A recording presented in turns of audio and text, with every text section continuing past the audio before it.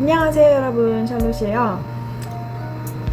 영상을 되게 오랜만에 촬영을 하는 것 같아요. 특히 병원에서는 한 거의 몇 달 만에 촬영을 하는 것 같은데 사실 영상을 촬영하는 거를 몇 번을 시도를 해봤는데 제가 좀 아무래도 영상을 촬영해야 되다 보니까 이제 너무 이제 초췌해 보인다든지 좀 영상을 자주 촬영을 안 보다 보니까 좀 입이 좀 말을 안 듣는다든지 좀 그런 게 있어서 제가 촬영을 하다가 그냥 집에 갔어요. 네. 근데 오늘 제가 말씀을 드릴 거는 제가 덴탈 어시스턴트 과정을 졸업을 여기서 했잖아요. 그러니까 한국 학교에서도 덴탈 하이진 과정을 졸업했지만 여기서도 제가 덴탈 어시스턴트 과정을 또 나왔거든요.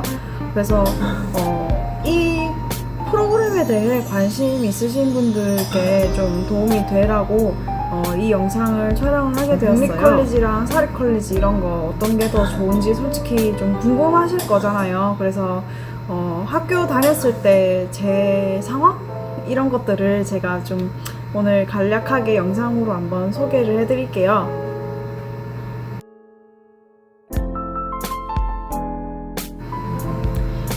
덴탈 어시스턴트 같은 경우에는 덴탈 하이진 학교보다 되게 프로그램이 학교 숫자가 굉장히 많아요. 특히 공립 컬리지도 많지만 사립 컬리지 숫자가 좀 월등히 많거든요. 그래서 입학이 좀 굉장히 쉬워요. 덴탈 하이진 같은 경우에는 성적이 굉장히 높아야 되거든요. 심지어 영주권자들도 성적이 어느 정도는 정말 좋아야 돼요. 그리고 국제학생들도 물론 성적이 좋아야 되지만, 그리고 덴탈 어시스턴트 같은 경우에는 성적을 딱히 보는 편은 아니고 주로 생물, 화학이나 수학 이런 거를 보는 것 같았는데 학교마다 달라요. 근데 보통 그 과목을 수료를 했는지만 확인을 하지 성적 같은 거는 확인을 잘 안 하는 것 같아요. 저 같은 경우에도 저는 공부 진짜 못했거든요. 저 같은 경우에도 처음 입학할 때 성적을 거의 안 보고 입학을 했어요.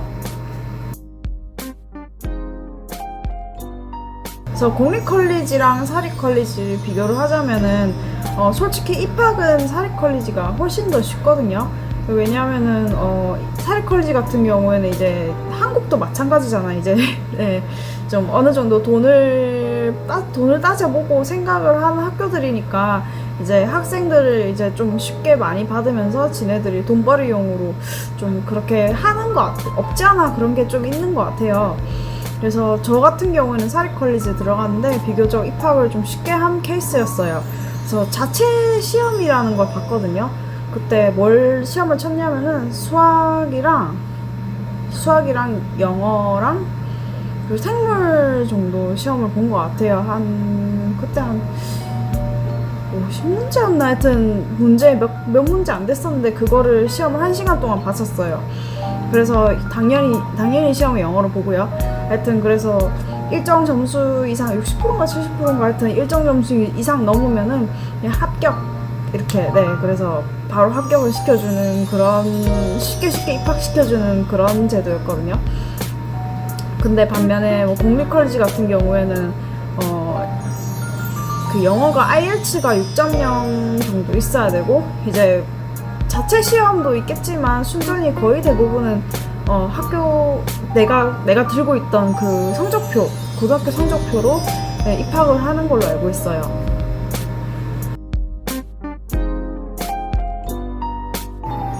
네, 덴탈 어시스턴트 과정이랑 한국에 있는 치위생과랑 또 많이 다르죠. 네, 이거는 엄연히 다른 과라고 생각을 하시면 되세요.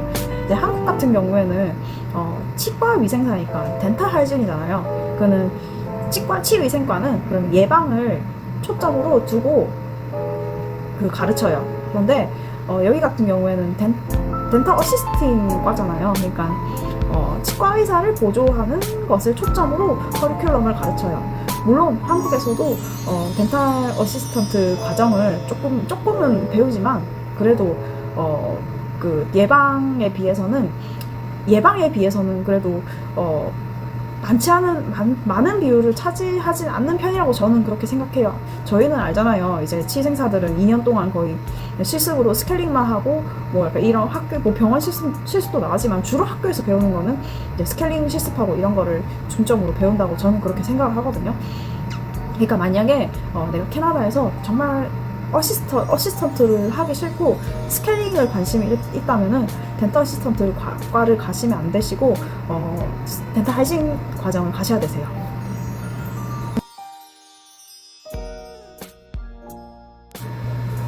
학비 같은 경우에는 솔직히 공립 컬리지가 조금 비싼 편이에요. 사립 컬리지보다.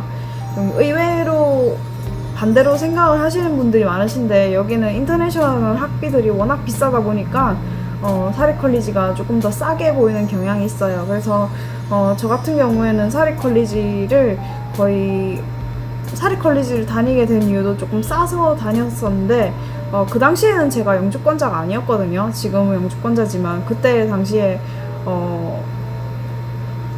학교에서 저한테 그러더라고요. 너가 만약에 우리 학교를 등록하게 되면은 영주권자 학비를 해주겠다. 저한테 이런 얘기를 하더라고요. 그래서 근데 영주권자 학비가 13,000불이었어요.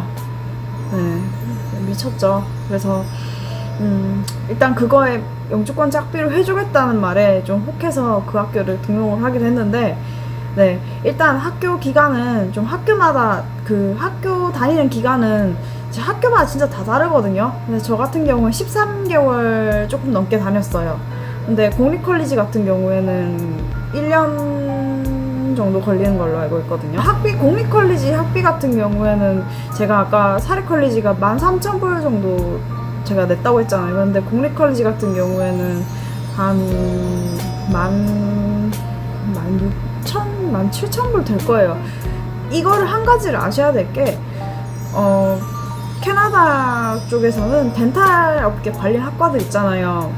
다 비싸요. 네, 어느 학교를 가든 덴탈 관련 학과들은 다른 과에 비해서 상상 이상으로 가격이 비싸다고 생각을 하시면 돼요. 그래서 아마 제가 사립 컬리지에서 13,000불을 냈으니까 공립 컬리지에서는 그것보다 어쨌든 어딜 가도 조금 더 비싸다고 생각을 하시면 될 것 같아요. 네, 저는 학교 다니면서 가장 만족스러웠던 부분이 있었다면 덴탈 어시스턴트 과정 같은 경우에는 한국인이 거의 없어요. 그래서 그 과에 있을 때 한국인이 저 혼자뿐이었거든요. 그래서 영어 늘 기회가 굉장히 많았어요. 이것도 사람마다 노력을 어떻게 하냐에 다르겠지만 아무래도 한국말 쓸 일이 없으니까 학교를 좀 되게 빡세게 다녔다는 거? 약간 그런 거는 제가 좀 많이 만족스러웠던. 근데 아마 이거는 어느 컬리지를 가셔도 한국인이 거의 없는 거는 네, 마찬가지일 거예요. 왜냐면 덴탈 어시스턴트라는 과정이 한국 분들이 잘 안 하는 과정이거든요. 그래서 아마 영어를 진짜 잘 못하시는 분들이라면 좀 많이 각오를 하시고 학교를 입학하셔야 될 거예요. 두 번째로 만족스러웠던 부분은 제가 한국에서 대학을 다녔을 때는 이제 임상이랑 학교에서 배웠던 거랑 임상이랑 너무 많이 달라서 이제 제가 취업을 처음 한국에서 할 때 정말 처음부터 다시 새로 배우는 기분으로 일을 시작했었거든요. 근데 여기 같은 경우에는 조금 달랐어요. 왜냐하면은 덴탈 어시스턴트잖아요. 그러니까 치과 의사 옆에서 보조를 하는 직업이에요. 근데 그 직업 중에 하는 기본 중에 기본이 석션 같은 거거든요. 근데 한국에서는 좀 임상도 물론 가르쳐주지만 진짜 내가 치과에서 해야 할 것들 있잖아요. 진짜 치과에서 내가 취업을 시작하자마자 바로 당장 해야 될 것들, 이거를 가르쳐주지 않은 학교에서, 예를 들면 석션을 어떻게 잘하는지, 석션을 어떻게 하면은 능수능란하게 하는지, 이런 걸 안 가르쳐주잖아 학교에서. 한국에서는 이게 잘못됐다고 생각해요. 그러니까 학교에서 제가 배운 것들은 이제 취업 전선에서 당장 필요한 스킬을 일단은 배웠었던 것 같아요. 예를 들어 아까 전에 설명드렸듯이 석션을 하는 방법을 제대로 잘하는 방법 말고 석션을 어떻게 하는지, 당장 내가 취업을 했을 때 뭘 어떻게 해야 하는지 이 정도는 가르쳐 줬던 것 같아요.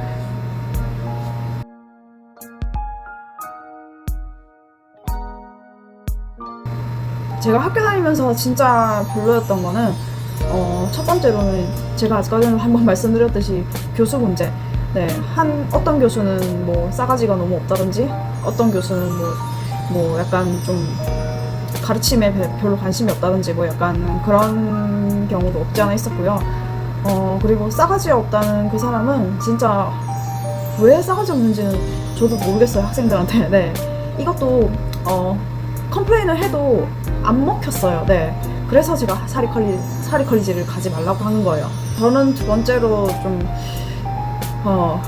별로였던 게, 이거는 물론 제가 선택한 길이라서 제가 아무 뭐 별 말을 할 수 없지만 진짜 대학 생활을 즐기고 싶은 분들은 여기로 오시면 안 돼요. 왜냐면은 여기는 사리컬리지는 약간 직업학교 느낌이 강하거든요. 그래서 약간 학원 같은 느낌이라고 생각하시면 돼요. 세 번째로는 이거는 딱 저희 학교 케이스예요. 다른 학교는 어떤지는 모르겠어요. 근데 저희 학교 같은 경우에는 세 번째로는 시설이 너무 낡았어요. 그래서 이 체어 보이시죠? 이 체어. 네, 체어들이 오늘 내일 언제 부러질지 모르는 그런 체어를, 네, 돈을 그렇게 많이 받아 처먹고 그런 체어만 쓰더라고요, 이것들을. 네, 그래서 저는 제가 돈을 많이 냈으니까 당연히 이 문제에 대해서는 당연히 여러분들도 학교 다니신다면 나도 그렇고 당연히 불만을 가져도 되는 부분이에요. 나는 돈을 그렇게 13,000불씩이나 냈는데 내가 그런 진짜 오늘 내일 하는 체어를 갖다가 쓰면서 수업 듣고 싶겠어요. 네.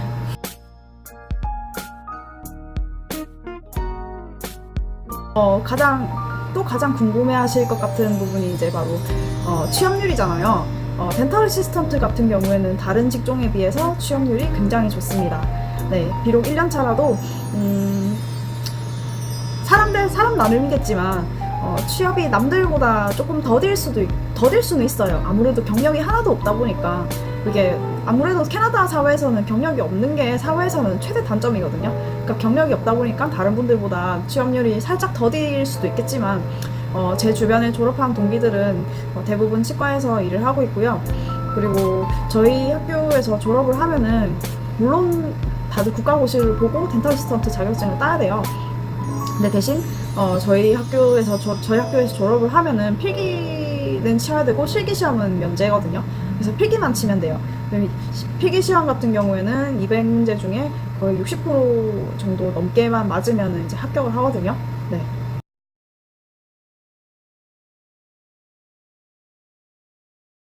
이 문제에 대해서는 네, 처음 하시는 분들한테는 당연히 힘들죠. 어떻게 안 힘들다고 말을 할 수 있겠어요. 저도 한국에 치위생과 다닐 때 얼마나 힘들었는데요. 제가 여기서 학교 다닐 때 가장 힘들었던 과목이 다들 똑같은 생각할 거예요. 해부학이랑 생물학, 그리고 방사선학 같은 것도 네, 되게 힘들었었고요. 저는 솔직히 치과 관련된 과목보다는 좀 기초 과목들이 저는 더 힘들었던 것 같아요. 근데 수학 과목도 배우거든요. 수학은 진짜 중학교 수준이라서 진짜 걱정 하나도 안 하셔도 되세요. 덴탈 어시스턴트라는 직업은 한국에서는 되게 좀 없는 생소한 직업이잖아요. 일반 분들도 거의 모르고 그냥 치과에서 일하면 다 뭐 치과 간호사, 뭐 간호조무사, 뭐 치위생사 이렇게 생각을 하니까 네, 그래서 제가 이 덴탈 어시스턴트 과정, 이 학과에 대해서는 한 2부로 걸쳐서 말씀을 드려야 될 것 같아서 다음 내용은 이제 2부에서 설명을 더 드리도록 할게요. 오늘 제 영상 시청해주셔서 정말 감사드리고요. 네, 구독과 좋아요는 잊지 말고 해주시길 바랍니다. 여러분, 안녕히 계세요.